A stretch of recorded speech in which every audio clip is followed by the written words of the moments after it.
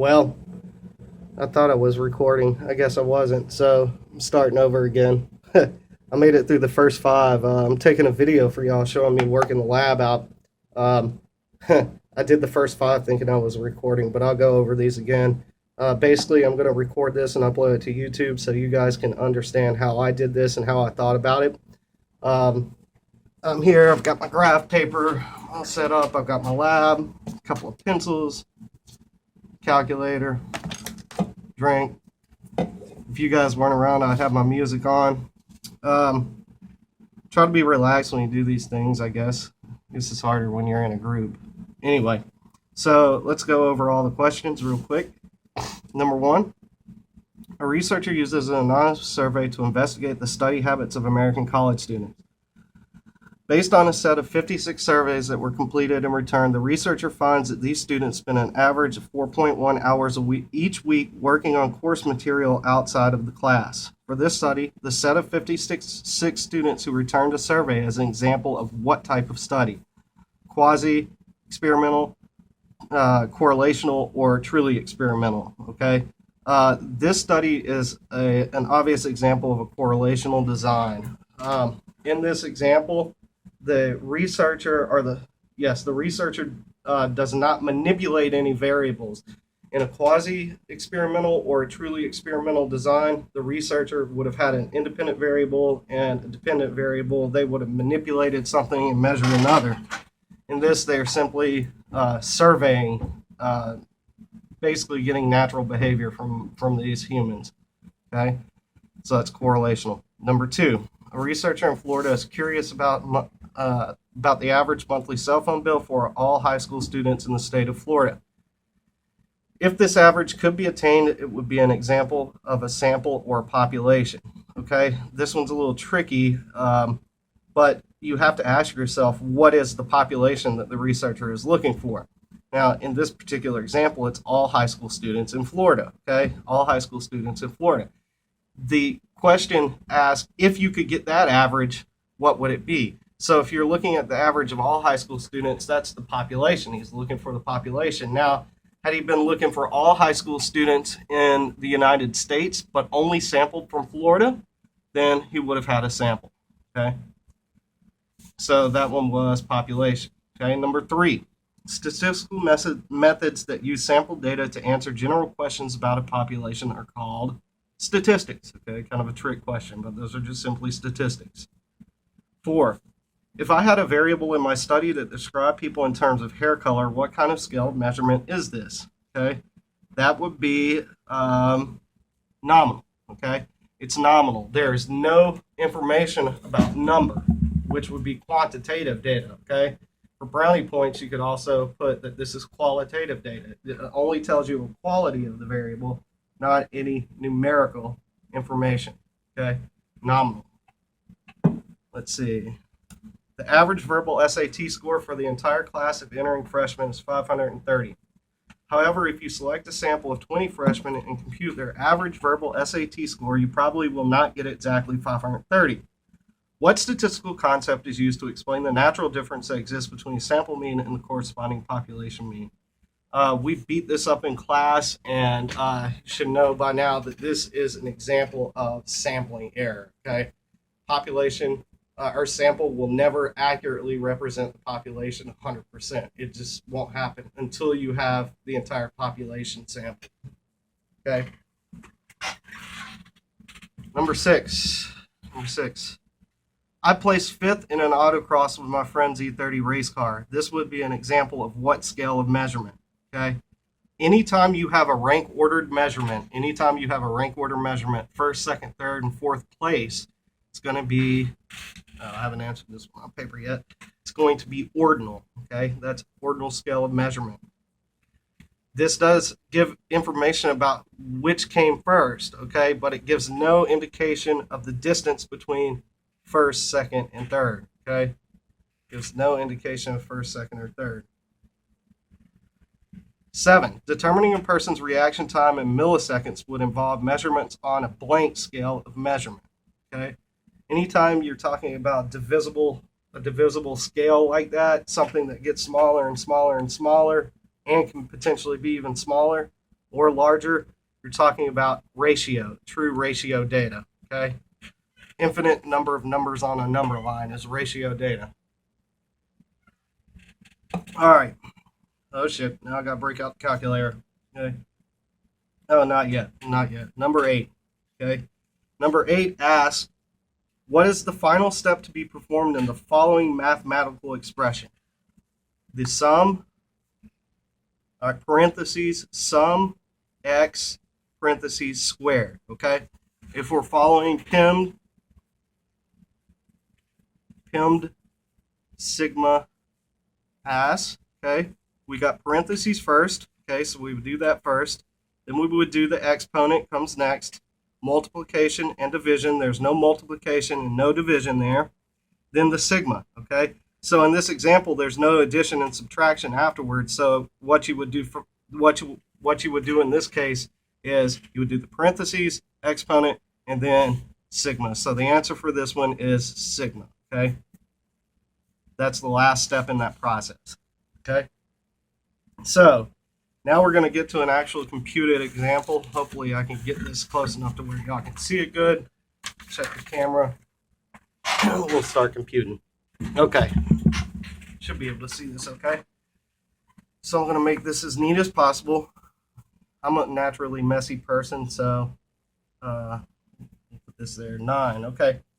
What is the value of what is the value of, first I'm going to write my expression, okay? X plus 1 for the following sets of scores, okay? It gives me raw scores as 3, 0, 5, and 2. Very simple set of data. So the first thing that I'm going to do with this very simple set of data is write it out in a raw data table form. So X, 3, 0, 5, 2.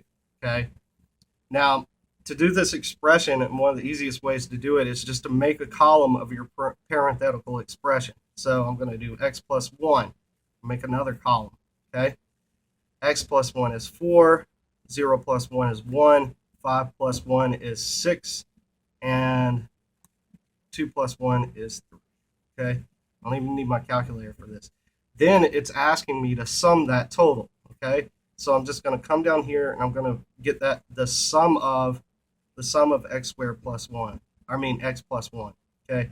So that's 5, 11, 14. Okay? So the answer for this problem, the sum of x squared, the sum of x plus 1, okay, sigma x plus 1 is 14. Okay. Let's go over and do number 10. Okay, we're going to do something, okay, very similar. In number 10, we have the same thing going on, but this time the expression is asking for the sum of x then squared. Okay, just like this, we're gonna take the sum of all the x's first because we do the parentheses and then square. Okay, so I'm going to use my same number line over here to make this easy. I'm just going to move another column and I'm going to get sum of x. Okay, so if we do that, we can actually use this example again. Okay, let's just do this. We'll do it over again. 3, 0, 5, 2. Take the sum of x. 2 and 5 is 7. 7 plus 0 is nothing. 7 plus 3. Okay, that's 10. Okay, so the sum of x, and then we're going to square the sum of x. Okay, so we just square 10, and that equals 100. So the sum of x equals sum of x then squared, parentheses, is 100. Okay, so the answer for number 9 is 100. All right, now for our big data set, I'm going to move to a fresh page because this is going to be the one that's a little more difficult and try to stay organized here. Now for this, we're basically going to be working with a set of data that are provided. Make this number 11. Okay. First thing I'm going to do is probably write out a raw data table for this and do my calculations before I make my frequency distribution table. Okay, this is going to make it easier on me because I'm going to have to eventually make or we could even do it that way. Well, I like to work with raw data. When doing these types of calculations, I like to work with raw data. It can be quite a bit easier to stay organized. I know some of you were having problems with that, trying to calculate this stuff using a frequency distribution table. It's actually harder because you kind of have to work backwards to think about each example of the problem because there are multiple instances. Okay, so the first thing I'm going to do is write a raw data table. Okay, so to do this, what I'm going to do is I'm actually going to start with the highest value. Okay, the highest value in this set of data is 12. Okay, there are, let's see, 1, 2, 3 instances of 12, 12, 12, 12. Okay, I'm going to go down to my next value, which in this data set is 10. I'm going to write out as many tens as I have. I have 1, 2, 2 tens. Okay, got 2 tens there. Then I'm going to go to 9. It's our next value. Okay, let's see how many 9s we have. 9, I think it's just 1. And then we're going to go to 8. 8. Let's see how many values of 8. 1, 2, 3, 4. 4 values of 8. So write 8 4 times. Okay. Then we have 7. We got 7, 1, 2 times. 7 2 times. Okay. And then 6. Let's see, do we have any 6s? No, it doesn't look like it. 5. We got at least 1 5. 1 5, 2 5s. 2 5s. Okay. 5. 5. Okay. 4. We got 1, 2, 3. 4 instances of 4. 1, 2, 3, 4. Okay. Then we have 1 instance of 3. Looks like 1 instance of 3. Let's see. No instances of 2.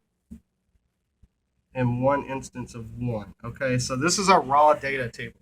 Hopefully y'all can see that pretty fairly clearly. Okay, we have a raw data table there, so we have all of our scores listed. We have them listed in order from greatest to smallest, and we have each instance that they occurred. Okay, so we actually have some frequency data here. Okay, now this makes it easier to work these types of problems because you can go ahead and you can go ahead and start solving right away without even looking at the problems. You can go ahead and get sum of x. Okay, the sum of x equals, okay, so we'll just add these all up. I'm going to do it on the calculator so I don't get lost. Okay, 12 plus 12 plus 12 plus 10 plus 10 plus 9 plus 8 plus 8 plus 8 plus 8, okay, plus 7 plus 7 plus 5 plus 5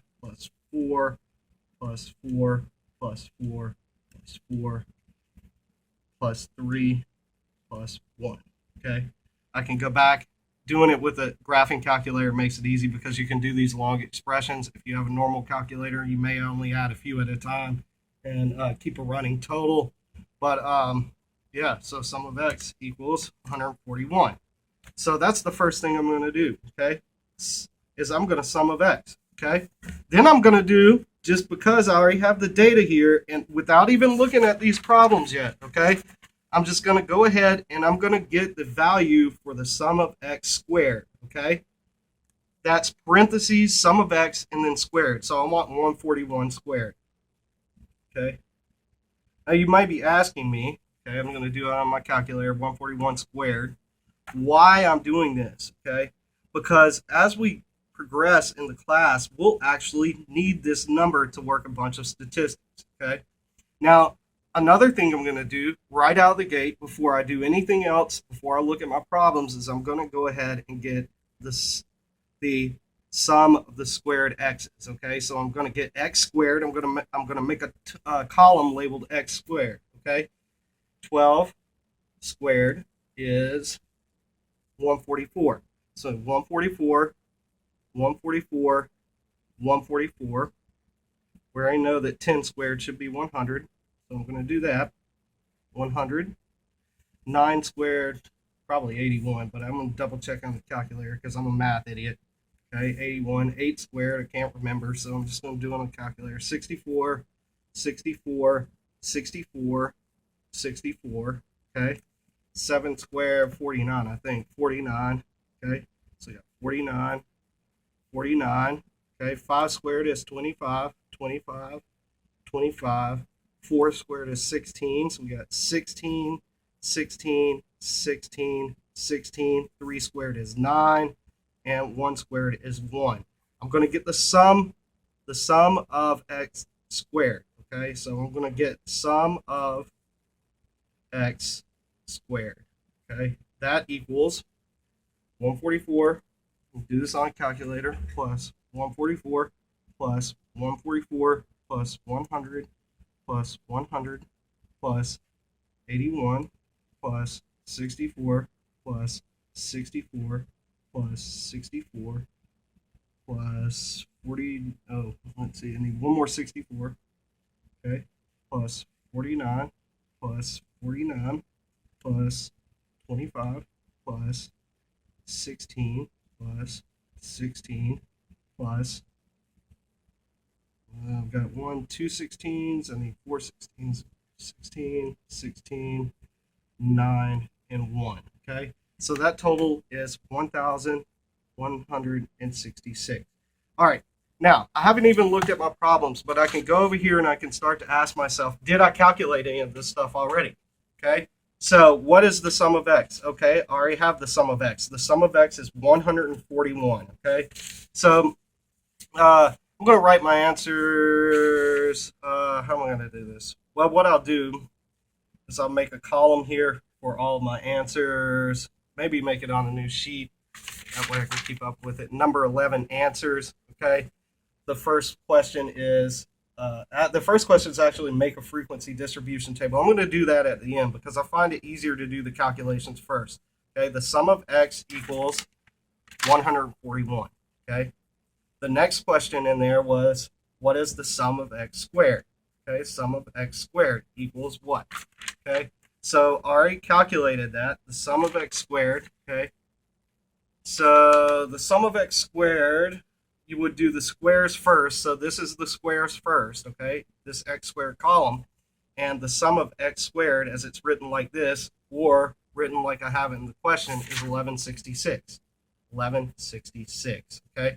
The next question was kind of tricky because it said, what is the sum of x parentheses x squared? Well, if you're still following Pim Sigma As, you would do the parentheses first, which is nothing. There's no operation inside the parentheses.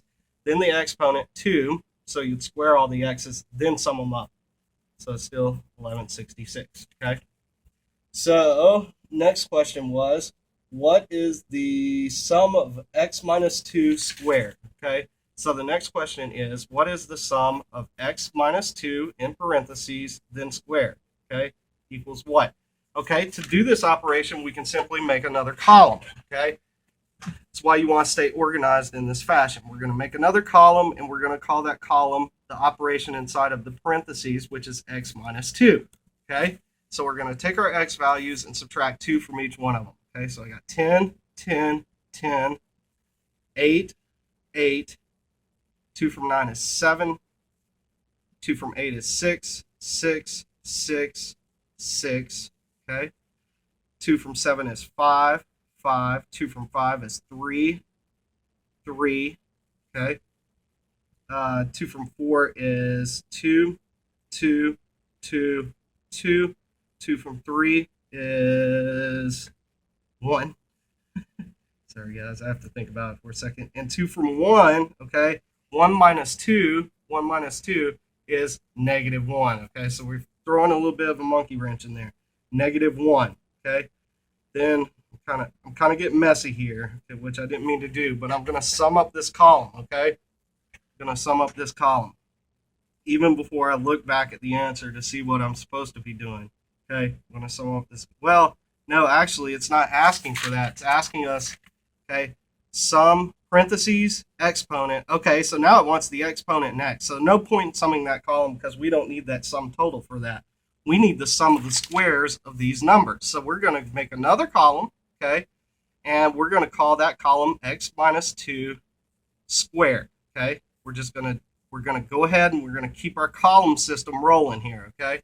So we're gonna go ahead. We already have the value of x minus 2. Now we just need to square them. So we've got 100, 100, 100, 8 squared, I'll check it on the calculator, 64, 64, 7 squared is 49, 6 squared is 36, I believe. Double check that again. 6 squared, 36, 36, 36, 36. Okay, 5 squared is 25, 25. 3 squared is 9, 9. 2 squared is 4, 4, 4, 4.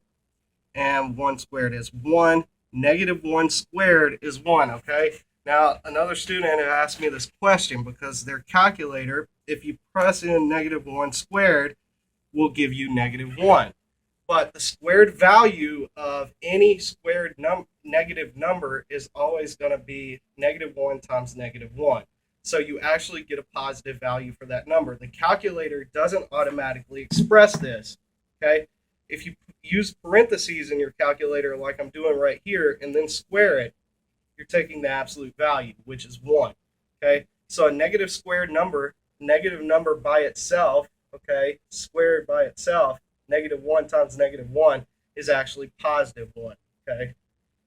So be aware of that when you're doing these calculations in class, especially for tests, that a negative squared number always results in a positive number, okay? Unless the negative is outside of the parentheses, okay? So that results in negative 1, okay? Now we're just going to take the sum of this column because that's what the question is asking us for. So I'm going to sum it up.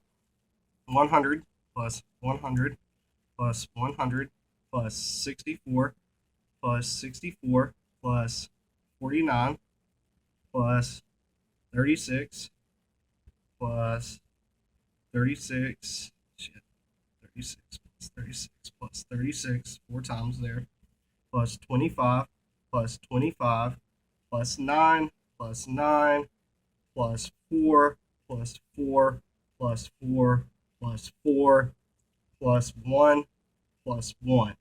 Okay? Our total is 707. The sum of x minus 2 squared is 707. Okay? 707. Okay? The next one's even trickier. Okay? This next one's even trickier. The question is, what is the sum, sigma x minus 1, parentheses, oh shit, I forgot the 1, squared divided by 2. Okay? So for this example, what we're going to do is we're going to take x minus 1. Okay, we're going to do parentheses first. Okay, Pim sigma s. Parentheses first, exponent second. So we're going to do this operation first, and then we're going to square all of those. Okay, then we're going to divide that entire column by 2 because division and multiplication come before the sigma, and then we'll add all those totals, or we'll add that total together for those operators. Okay, so let's go over here. We're going to make a new column, okay? We're going to flow right into a new column called x minus 1. And this time, I'm going to try to save myself some time in operation and go ahead and square that, okay? If you want, you could go ahead and square this and divide it by 2. In fact, let's go ahead and do that, okay? It's a lot of operations in one place, but it's going to save us a little. I'm running out of room on my paper.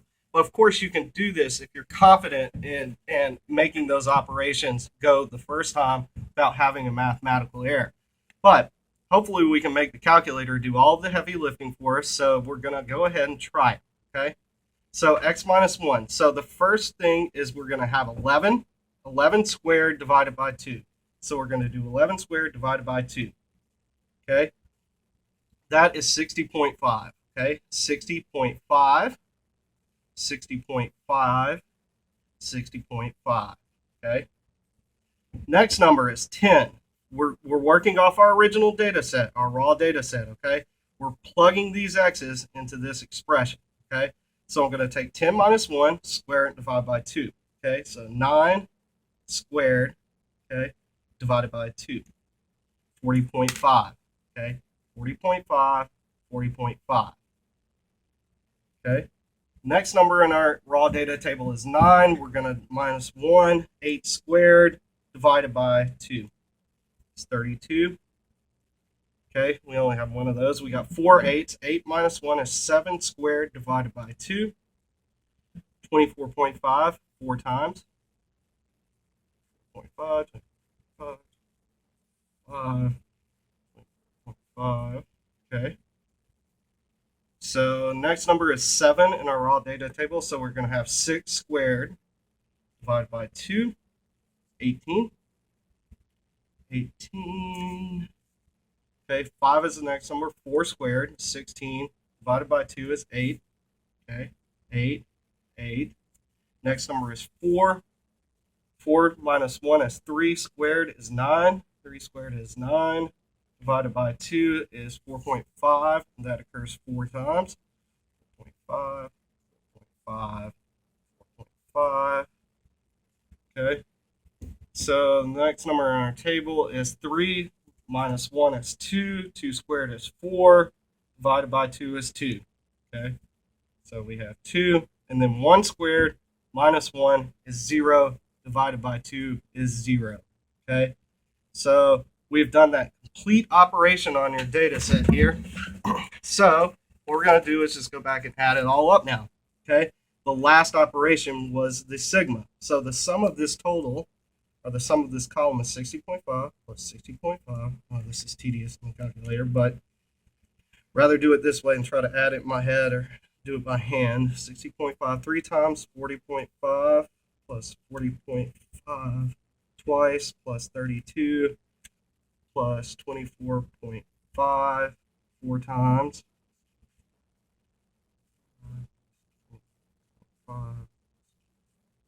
5.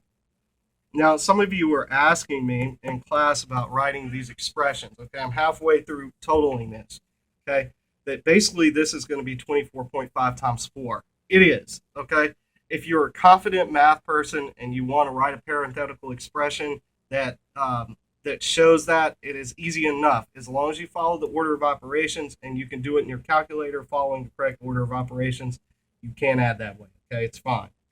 Okay, anyway, I'll continue on. 18 2 times plus 18 plus 8 plus 8 plus 4.5 4 times.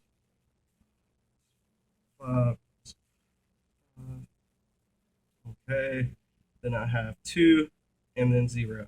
So our total is 464.5.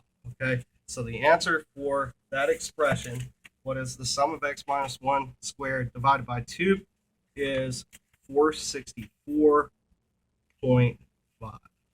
Okay. So we've worked out all of those problems that we have with this small data set. Now our next mission is to create a frequency distribution table and then a frequency distribution histogram of this data set.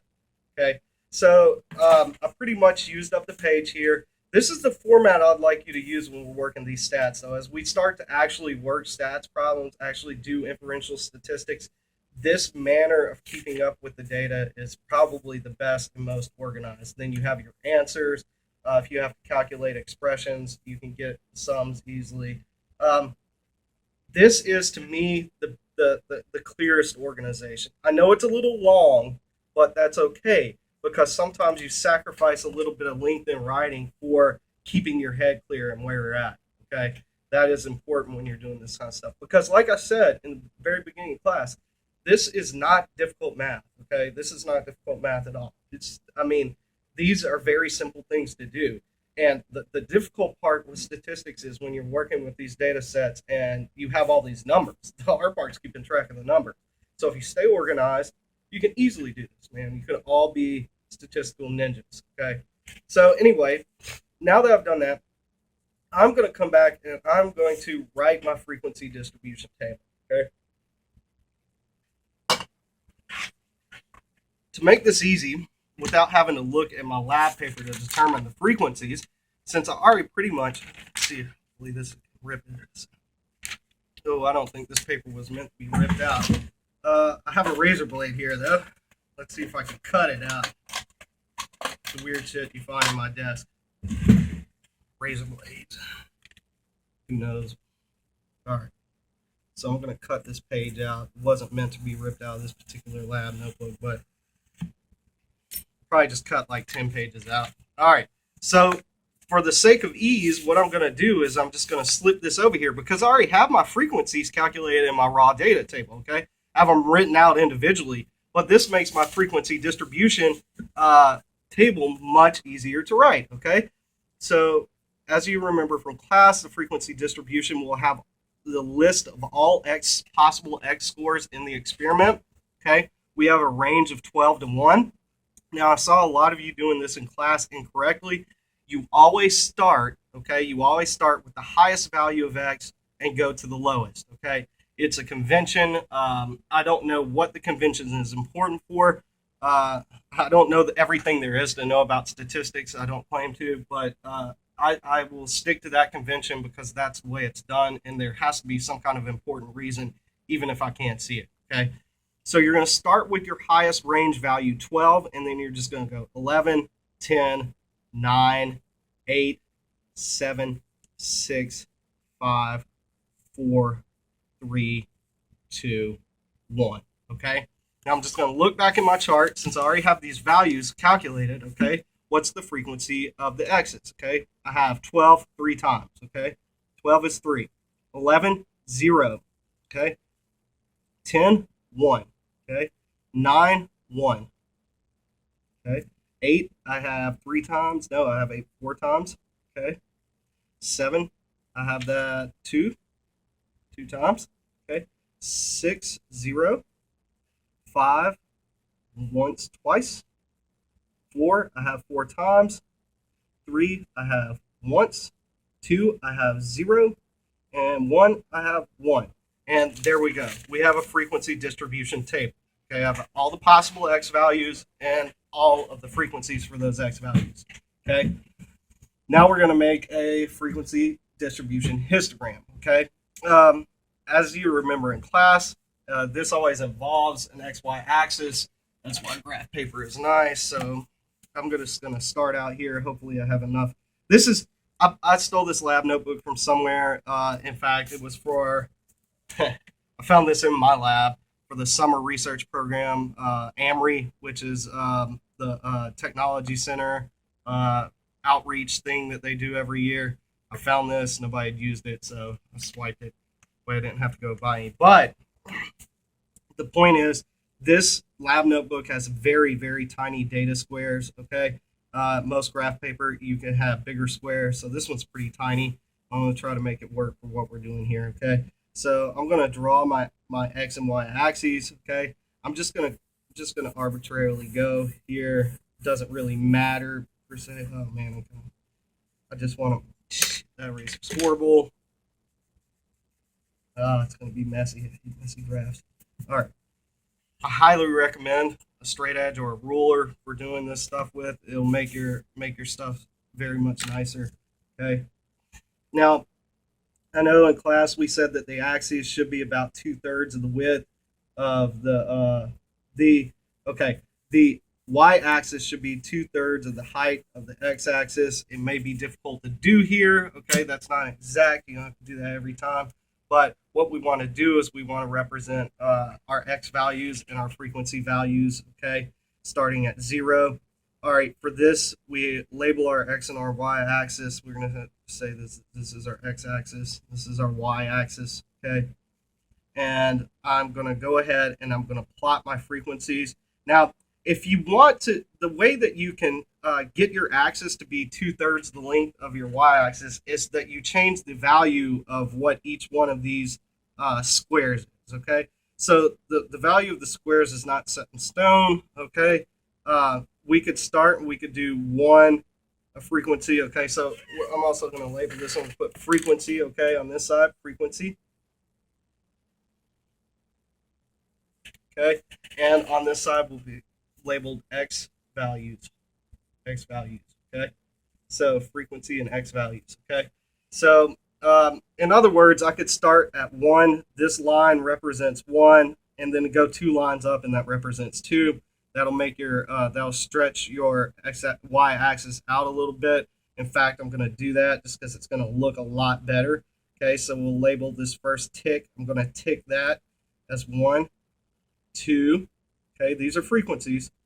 3 and 4. Okay, so I just make tick marks. Make tick marks to indicate those numbers. Okay, then I'm going to start down here and I'm going to go 1. These are all possible x values. 2. I'm going to make a tick mark for each one. 3, 4, 5, 6, 7, 8, 9, 10, 11, and 12. Okay. So if you look at this, okay, you look at how this is offset, we are actually about 2/3, okay, because this is the height right here, and this is the length. We are about 2/3 y-axis to x-axis. So it looks going to look pretty good, okay? Now, when we plot these, we're going to draw, first of all, we're going to make a mark for our x value of 1. What I'm going to do is I'm going to look at 1 and see what the frequency is, okay? The frequency of 1 is 1, so I'm going to put a dot there, okay? The frequency of 2 is 0, okay? So no dot even needed. The frequency of 3 is 1, okay? The frequency of 4 is 4, so I'm going to go up to 4 and 4 and make a dot, okay? 5 is 2, so go to 5 and put a dot at 2. 6 is 0, no dot even needed. 7 is 2, okay? 8 is 4 here, okay? 9 is 1, okay? 9 is 1. Put a dot there. 10 is 1, okay? 11 is 0, no dot needed. 12 is 3, okay? Now remember a discussion we had on real limits, okay?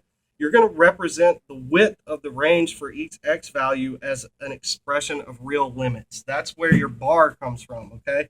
Because these are whole numbers, the real limits are actually 0.1. An x value of 1 actually represents a potential value of 0.5 to 1.5, okay?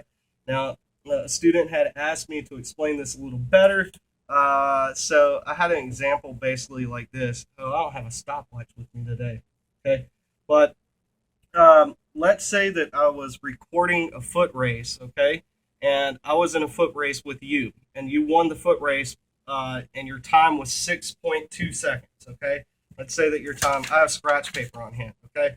So, race, okay? So, me, Frank, and you, student, okay? Foot race. I'd lose this for sure, foot race. Score is in seconds, okay? The student scores 6.2, and I score an 8.3.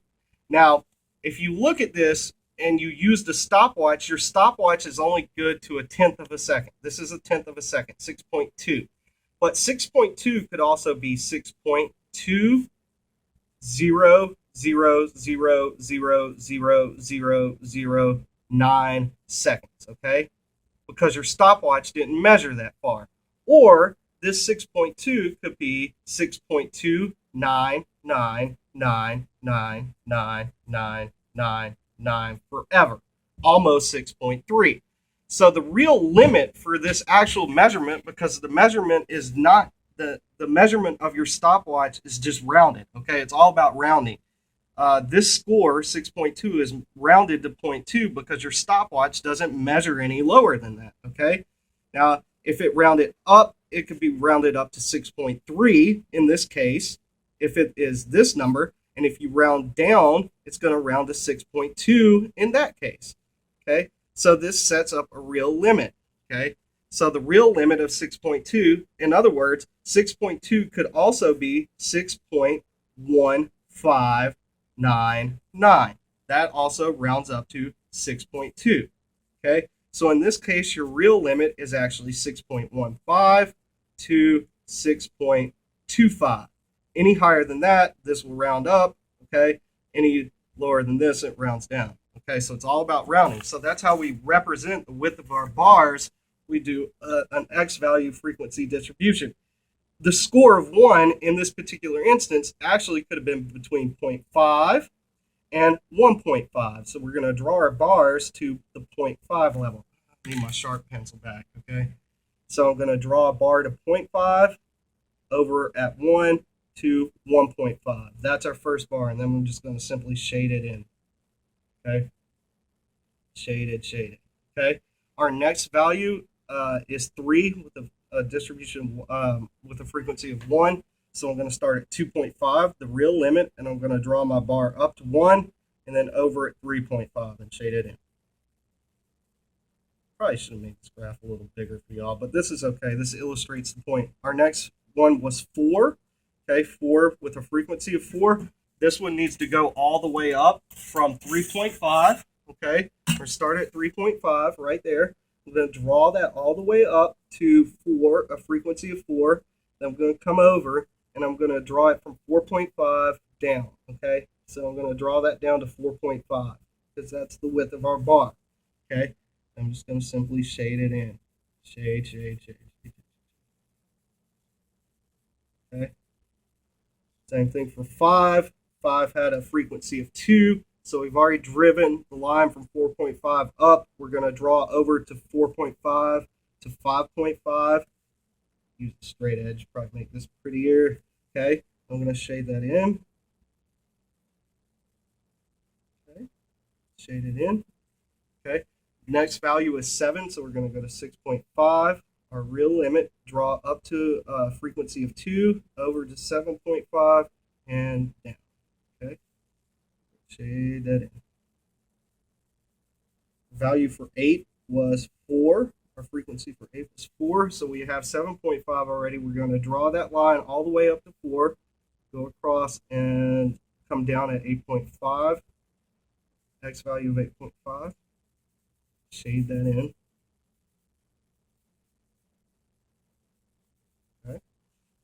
9 had a value, a frequency value of 1, so we're going to go up to 1 and come back down at 9.5, from 8.5 to 9.5, shade that in.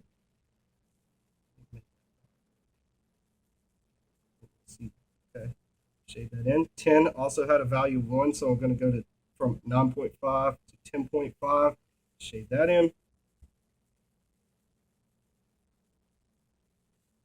11 had nothing, so we're going to skip over and go to 12. 12 had a frequency of 3, so we're going to start at 11.5, the real limit, go up to 3, over, and then down to 12.5, okay, and shade it.